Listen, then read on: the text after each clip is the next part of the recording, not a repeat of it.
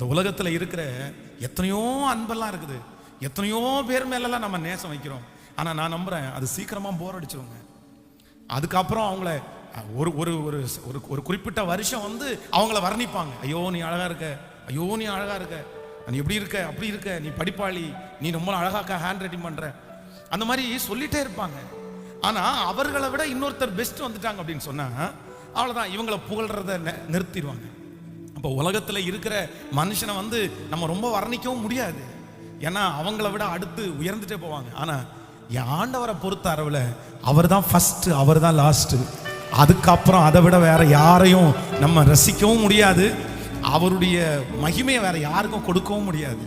எத்தனை பேரை ஆமோதிக்கிறீங்க?